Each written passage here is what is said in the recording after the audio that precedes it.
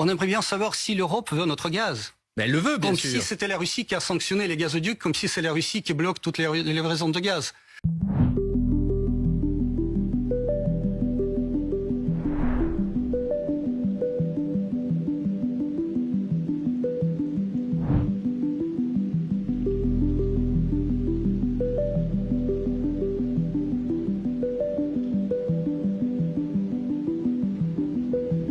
Est-ce que vous êtes inquiet? Est-ce que vous posez la question de savoir finalement où on va? Est-ce que finalement le prix de la guerre n'est pas trop élevé pour la Russie, puisque on sait qu'il y a plusieurs dizaines de milliers de soldats russes qui sont morts.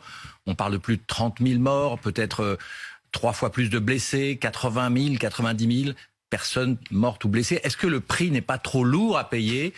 Et face à la résistance ukrainienne, est-ce que finalement ça vous inquiète personnellement? Vous savez, mais il y a des objectifs. Il y a des objectifs que la Russie s'est fixés au tout début de cette opération militaire. Donc là, on reste toujours fidèle à ces objectifs et quoi qu'il arrive, ces objectifs seront atteints. C'est-à-dire? C'est toujours les mêmes objectifs. Ça, mais c'est-à-dire aujourd'hui? Aujourd'hui, c'est quoi? Pareil, démilitarisation de l'Ukraine, dénazification de l'Ukraine, non-adhésion à l'OTAN, le statut non nucléaire, la reconnaissance de nouvelles réalités géopolitiques, c'est-à-dire l'indépendance des républiques de Donetsk et de Lugansk reconnues par la Russie, la reconnaissance de la Crimée russe, etc., etc. Donc là, mais vous voyez comment la situation évolue. Mais ça paraît impossible de tenir ces objectifs aujourd'hui. C'est presque une guerre perdue. Non, pas du tout, pas du tout. Toutes les guerres se terminent par la paix. Il faut juste attendre, mais bon, ça dépend beaucoup du régime de Zelensky, combien de temps il va résister encore et jeter ses propres citoyens dans ce bourbier. Une dernière question.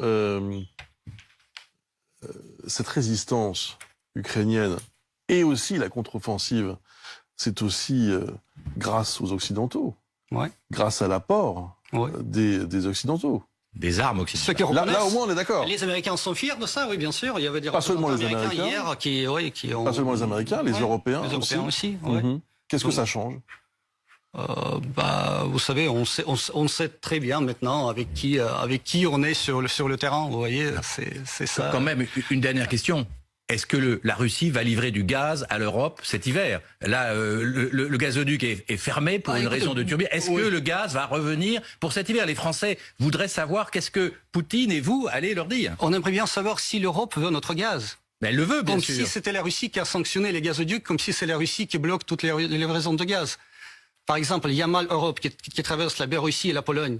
Il était mis sous les sanctions par la Pologne. Ils veulent plus recevoir le gaz russe. Donc là, c'est vide maintenant. Le Nord Stream 1 qui ne fonctionne plus à cause des problèmes techniques liés aux sanctions. Le Nord Stream 2 qui n'était pas mis en service. Il était construit au mois de septembre dernier. Donc là, il faut juste appuyer le bouton. Ça va commencer à fonctionner, mais personne ne le veut. Mais c'est Poutine qui peut appuyer. C'est l'Ukraine qui bloque toute une branche du gazoduc qui traverse l'Ukraine. Donc il n'y aura pas de gaz cet hiver en Europe? Mais demandez à vous-même. Demandez aux dirigeants européens s'ils le veulent. Bien sûr qu'ils le veulent. Nous sommes prêts à le livrer. Bien.